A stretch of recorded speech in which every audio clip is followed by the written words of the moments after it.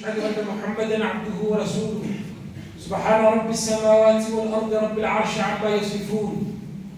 Gloire au Seigneur des cieux et de la terre, Seigneur du trône.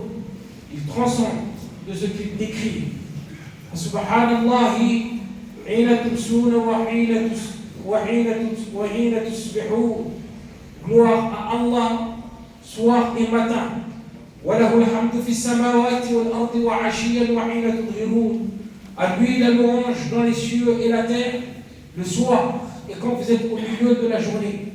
Gloire à celui qui t'a créé, qui t'a permis de respirer. Gloire à celui qui te permet de voir et d'observer. Gloire à celui qui te permet de parler, d'entendre, d'échanger et de dialoguer. Gloire à celui qui te permet de boire, de manger, de goûter et de digérer, de bouger, de marcher et de déplacer. Gloire à celui qui t'a donné la vie et qui t'a permis d'exister. Il t'a créé à la perfection et il t'a parfaitement façonné. Observe le nombre qui t'a permis de réfléchir, de penser et de raisonner. Observe le nombre incalculable de biens qu'il t'a accordé. Essaie de les compter, tu ne pourras jamais les dénombrer. وَإِن تَعُدُّوا نِعْمَةَ اللَّهِ لَا تُحْصُوهَا إِنَّ اللَّهَ لَغَفُورٌ رَحِيمٌ. Ne mérite-t-il donc pas d'être adoré, unifié et glorifié? Il est le seul et l'unique, il n'a pas d'associé. C'est lui qui efface et pardonne nos péchés. C'est lui qui nous guide quand nous sommes égarés. Il mérite d'être loué, le puissant, l'exalté, il mérite d'être aimé. Gloire à sa majesté.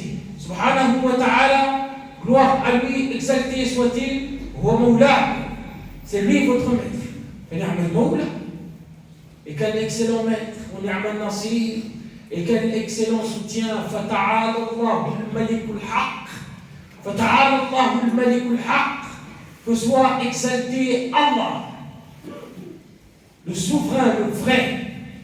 La ilaha illahu, nulle divinité en dehors de lui, Rabbul Arsh al-Karim, Seigneur du trône sublime.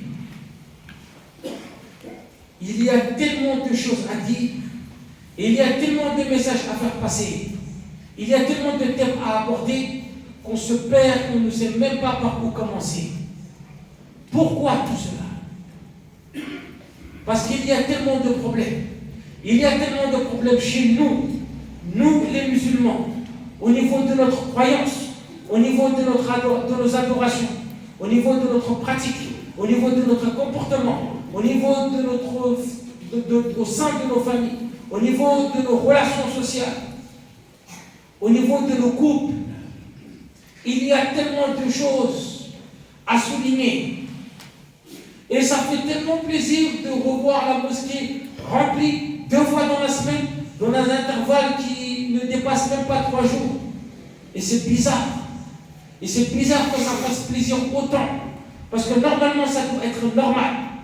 Le seul moment où on peut faire passer le message directement, c'est soit pendant l'Eid et encore, ou soit pendant le Jum'a et encore. Faire passer un message de vive voix, ni à travers les réseaux sociaux, ni à travers d'autres plateformes, ni à travers les vocaux, ni à travers les enregistrements. Nous sommes là, ils sont là. Nous sommes là, vous êtes là. Mais qu'est-ce qu'on va faire pas? Quel message allons nous faire passer? Lequel? Parce qu'il y en a trop. Et le seul moment où les musulmans sont réunis, c'est le Jum'a. C'est triste, mais c'est une réalité. Par où commencer et par où finir? Et c'est paradoxal. Pourquoi? Parce que nous sommes adeptes d'une religion qui pousse l'individu à la réforme. Celui d'entre nous qui adopte l'islam comme Allah l'a légiféré, Allah fera de cette personne un bon exemple et une bonne exhortation pour les autres et une rahma du nas. On a une religion qui est parfaite, qui dicte le bon comportement. Le bon comportement que nous devons avoir et adopter vis-à-vis d'Allah. Le bon comportement que nous devons avoir et adopter vis-à-vis de ses créatures. Mais aujourd'hui, ce bon comportement n'est plus, et cette bonne moralité n'existe plus. En général, en tout cas. Observe l'état des musulmans, et tu verras. On a bafoué les principes de l'islam.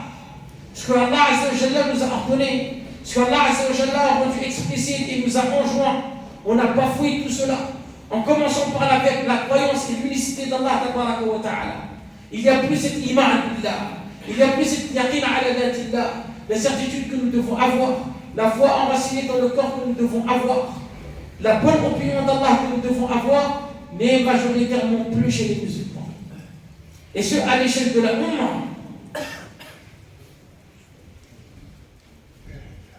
On ne donne plus d'importance à ce que Allah Azza wa Jal a rendu important.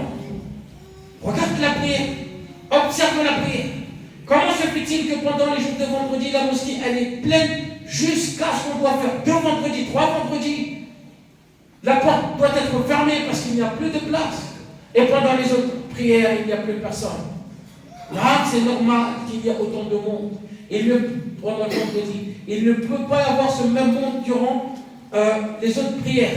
C'est compréhensible. Là, et ça on l'accorde à tous. Mais lorsqu'on regarde l'écart et le décalage entre les deux, ça commence à être inquiétant. Là, les musulmans ne viennent plus prier à la mosquée, et on parle pour les hommes. Mais est-ce qu'ils accomplissent cette prière dans leur foyer? Est-ce qu'ils accomplissent cette prière dans leur lieu de travail?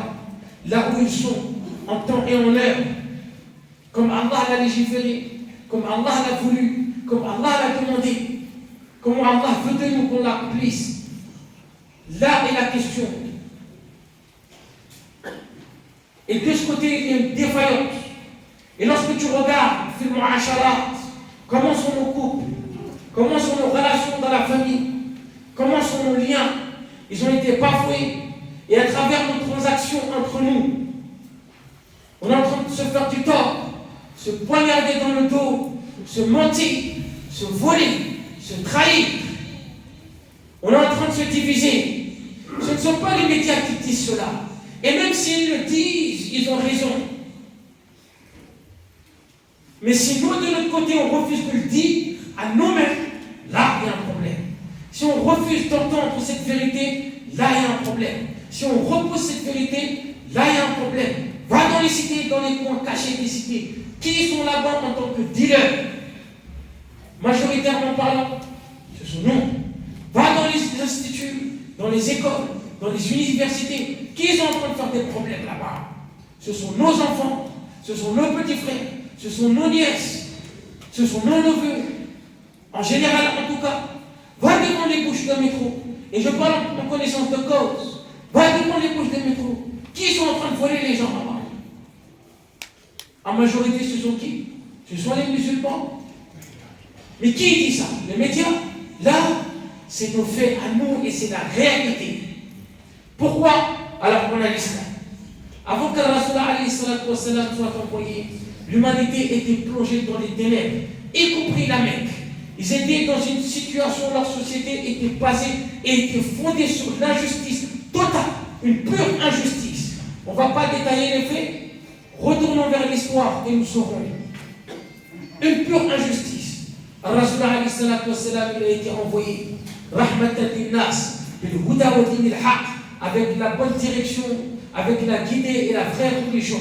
Tous ceux qui ont adopté cet islam et qui ont compris et qui ont mis en pratique cet islam, Allah Azza wa Jalla les a fait sortir des ténèbres à la lumière. Allah les a élevés. Il y a combien d'années entre nous, Rasoul et ses compagnons? Plus de 1400 et quelques années. Waziyad, si tu veux. Mais aujourd'hui, on est en train de mentionner leur nom. On est en train de porter le nom. On se vante de leur mérite. On parle d'eux. Pourquoi? Mais pourtant, avant cela, comment ils étaient dans leur société? Comment ils étaient au sein de leur famille? Quel était leur comportement? Qu'est-ce qui a fait que ça a changé? Qu'est-ce qui les a transformés? Qu'est-ce qui a fait que Allah soit satisfait d'eux? Et ça, on le lit dans le Coran. Radiyallahu anhu wa radu anhu. Qu'est-ce qui a fait que la donne a changé? C'est simplement le dîn et la bonne pratique du dîn. Aujourd'hui, nous avons la même religion. On a les mêmes principes religieux. On a le même Coran, il n'a pas changé. Pourquoi ça leur a permis à eux de passer de de passer des ténèbres à la lumière et que nous sommes encore bloqués. Nous sommes encore bloqués. On est encore privés. Allah ne nous a pas encore guidés parce qu'on n'a pas emprunté le chemin de la guidée. Allah ne nous a pas réformés. Et nos corps ne sont pas encore prêts parce que nous n'avons pas adopté ce message divin. Et nos corps ne sont pas encore prêts à obéir à Allah avec amour. Il est là notre problème. Maintenant, qui est le fautif? Tout le monde. Qui doit faire en sorte que ça change? Tout le monde. Et chacun à son échelle. Ou bien,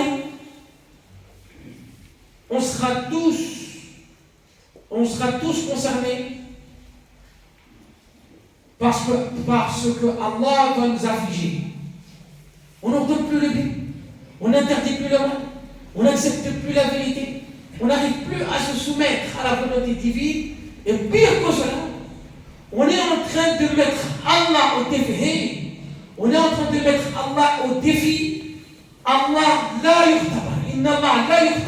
Allah est un Seigneur à ne pas mettre au défi.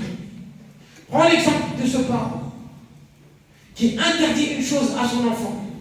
Il lui explique la chose clairement en disant cette chose t'est interdite. Je te l'interdis, ne le fais pas. À cause de telle chose, à cause de ceci, à cause de cela. Et si tu le fais, tu subiras telle et telle punition. Ça va engendrer telle et telle chose. Il explique cela à son enfant d'une manière explicite, claire, simple et nette, d'une manière que l'enfant comprend. Il sait que l'enfant a compris, et l'enfant lui-même a compris. Et le parent sait que l'enfant sait qu'il a capté, il a tout compris. Et l'enfant le regarde avec ses yeux sourds. Et lorsque ce parent en question finit de lui donner les directives à suivre, il fait exactement ce que son parent lui a interdit. Et devant lui, il ne s'en cache même pas. Toi en tant que parent, toi en tant que responsable légal, toi en tant que grand frère si tu veux, comment te sentiras-tu face à cette situation et face à cette rébellion? Le fait que ton enfant te mette au défi et il ne se cache même pas, tu lui donnes une seconde chance, il refait ce que tu lui as interdit de faire. Et devant toi, les gens viennent lui parler, les gens viennent l'exhorter, les gens viennent le conseiller. Il n'écoute pas. J'entends ce qu'il dit, j'entends ce que vous dites, j'entends ce qu'il m'a dit, mais je m'en fiche. Ça ne m'intéresse pas. Il n'a qu'à aller dire ça à autre personne. Mais pourquoi il dit ça? Je fais ce que je veux. C'est ce que l'enfant dit.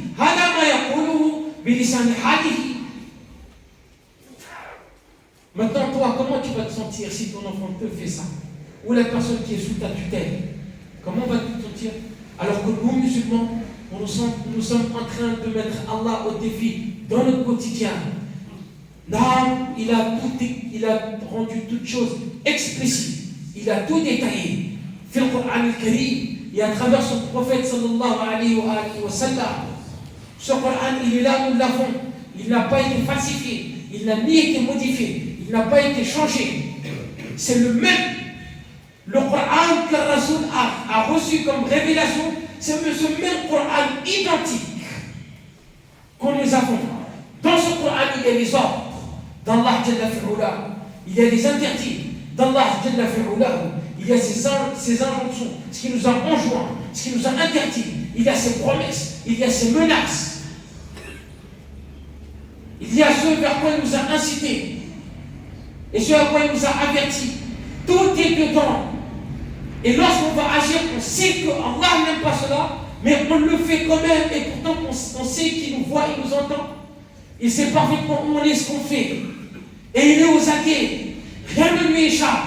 On le sait, mais on le fait. Allah te dit prie, il ne veut pas prier. Allah te dit et le bon comportement, il a un mauvais comportement. Et un bon langage, il a un mauvais langage. Réconcilie les bords, il coupe les liens pour entrer. Sois véridique, il ment. Arrête de jurer pour des futilités, jure pour des futilités. Ne vole pas, il vole. Préserve ta sainteté, il pratique un zina.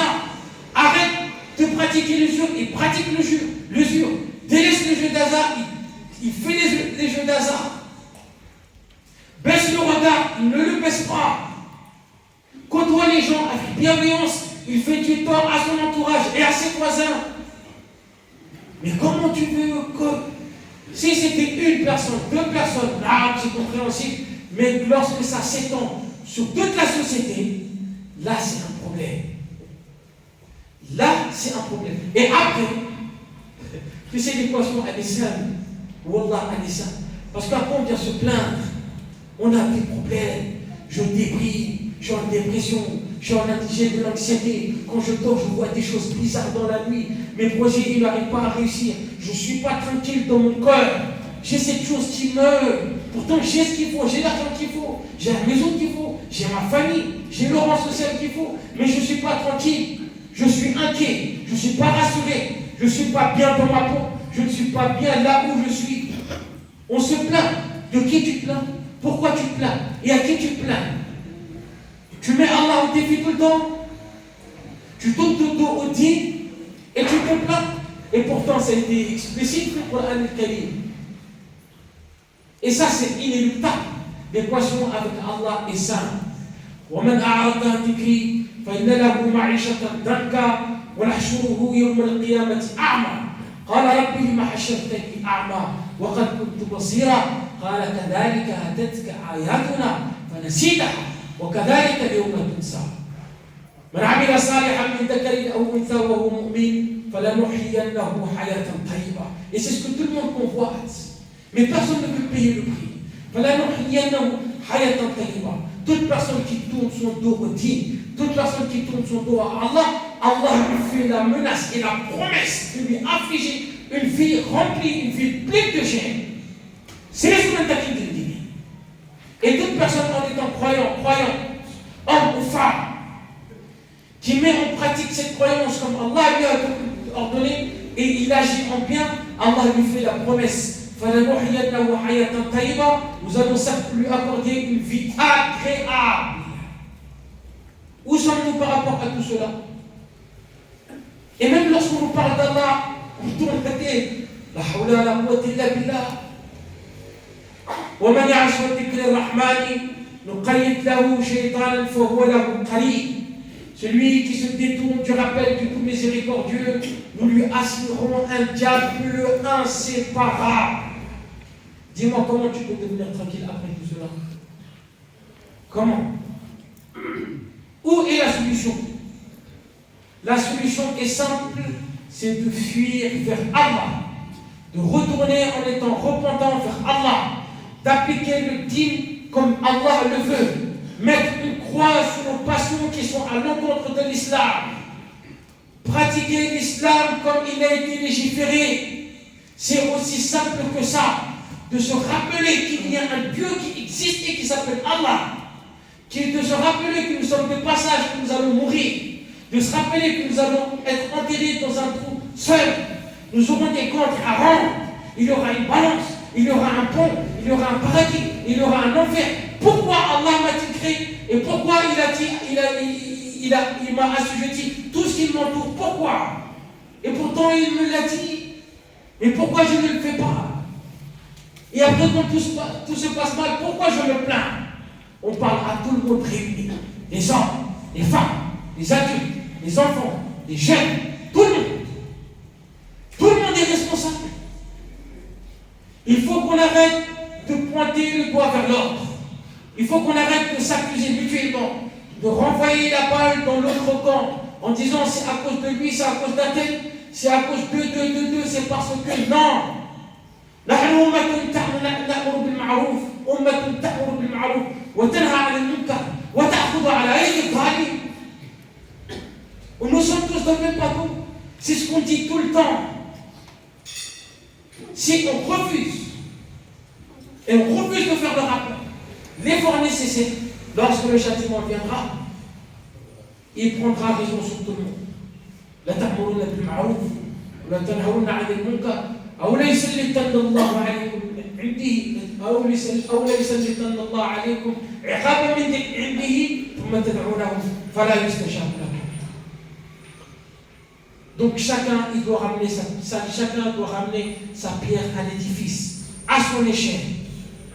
se réformer soi-même, veiller à réformer ce qui nous entoure. Au niveau de la famille, au niveau du foyer, et au niveau de la société.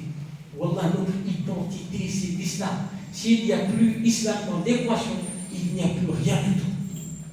Il n'y a plus rien du tout. Maintenant, chacun s'assoit tranquillement chez lui. Déconnecte-toi de tout ce que tu veux. Fais ton introspection, remise en question, la pratique de l'islam que j'ai maintenant. Si je meurs là, tout de suite, est-ce que tout est bon pour moi auprès d'Allah? Est-ce que j'aurai un échappatoire?